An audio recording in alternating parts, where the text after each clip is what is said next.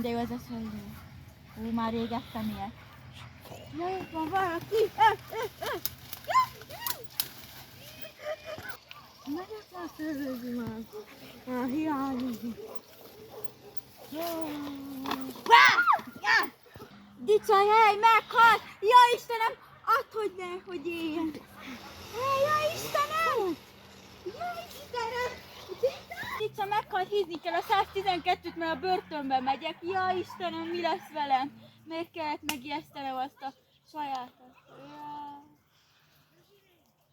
Bözsi néni, ja Istenem! Istenem, meghalt! Jobb is, hogy meghalt. Legalább tudok lopni a szőlőiből. Jaj, felkelt a banya! Jaj! Jaj, belém vezette azt a 220-at! Várjon csak, most elkapom, és akkor nyaka nem lesz.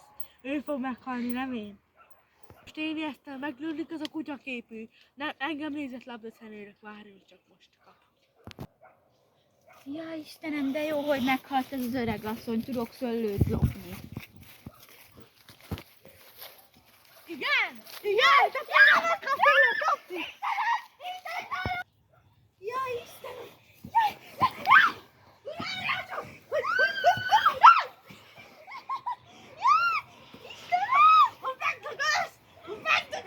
Engedj el!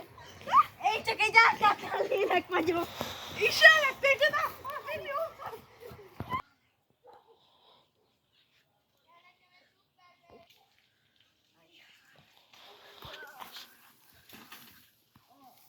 Jaj! A bicikli! A szép tárgyalat! Jaj, 220 évesen áll! Itt nem fogadunk! Ugye elakadtál az én biciklimet? Igazán panicsit se kenjen, ne olyan biciklivezetek! Ha így áll egy kis fizet, fiam, mi volt veled, máma? Elestem bele a triklávom a üzékbe. Mennyire dolgoztál?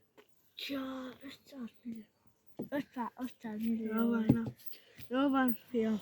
Legalább dolgoztál nekem. Szeretlek.